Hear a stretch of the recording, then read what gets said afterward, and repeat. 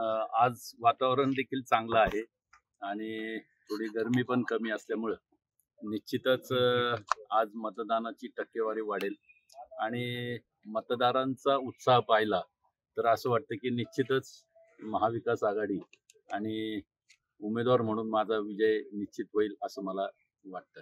आपण जे म्हणजे प्रचारावेळेस जे पण मुद्दे उचलले होते, लोकांपर्यंत ज्या पद्धतीने पोहोचवतात, लोक ठामपणे उभं राहतील का, विजय निश्चित करतील का?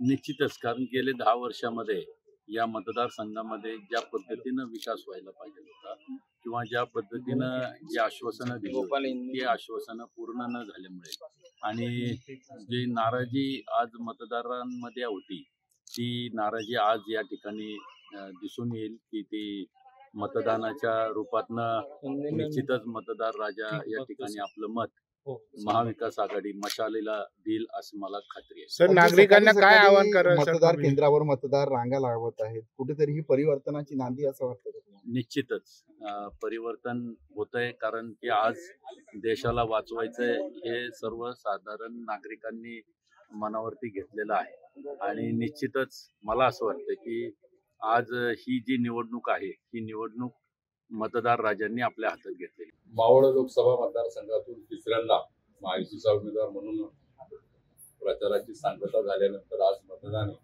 आज मी मतदानाला निघालोय. मला पूर्णपणे 100% खात्री आहे मावळची जनता माझ्या बाजूने कौल देईल आणि पुन्हा एकदा तिसऱ्यांदा लोकसभेमध्ये मी पोहोचेन.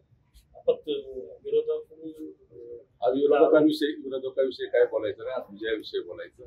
आज माझा विजय 100% विजयाची मला खात्री आहे. विरोधक काय बोलतात, विरोधकांनी काय केलं याहीपेक्षा मावळची जनता ही विकासाबरोबर आहे. मावळची जनता या गेल्या 10 वर्षामध्ये मी केलेलं काम, त्या कामाबरोबर आहे. मला 100% खात्री आहे. या निवडणुकीमध्ये मावळ लोकसभा मतदारसंघातला मतदार हा माझ्या बाजूने पोहोचेल आणि 100% लोकसभेमध्ये पोहोचेल.